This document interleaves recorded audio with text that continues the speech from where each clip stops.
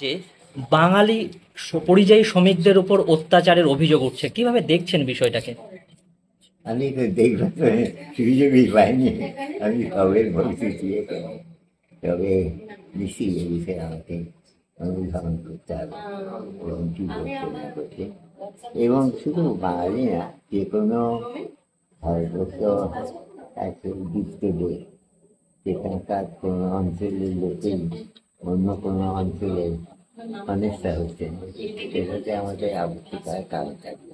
তা বাঙালি হোক, মাঝরাজি হোক, পাঞ্জাবি হোক, যে কোনো জায়গা থেকেই সমস্ত দেশেই মানুষকে, প্রথমটা সব মানুষকেই সম্মান দেওয়া, আর বিশেষত স্বদেশী মানুষকে যে তাদের যে অধিকার আছে সেগুলো মূল্য স্বীকার করা বেশি প্রয়োজন আমার।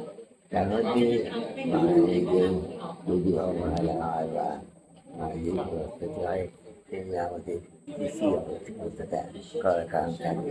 কিন্তু এটা শুধু বাঙালির প্রশ্ন না, এটা একটা যুক্ত দেশ ভারতবর্ষের, যে তাদের নাগরিক যে এবং তাদের সঙ্গে যুক্ত মানুষদের যে অধিকার এবং তাদের আনন্দ করে থাকার সুযোগ, সেগুলো তো আমাদের মানতে হবে।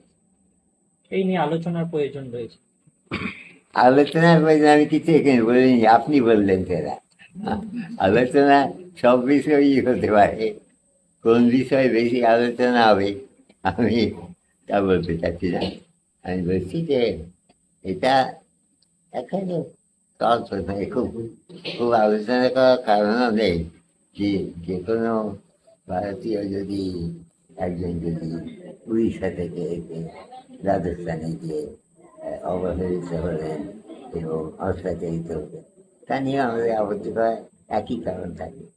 এটা নিয়ে কি আলোচনা করার প্রয়োজন নেই। এটা আমাদের সংবিধান থেকে প্রথম থেকেই এটা পরিষ্কারভাবে বলা আছে যে ভারতীয় যারা, তাদের সমস্ত ভারতবর্ষের উপরই একটা তাদের অধিকার আছে, এবং এটা শুধু একটা আঞ্চলিক অধিকার তা নয়। স্যার, বাংলা ভাষার আক্রমণের প্রতিরোধে মুখ্যমন্ত্রী পথে নেমেছেন এবং ভাষা আন্দোলন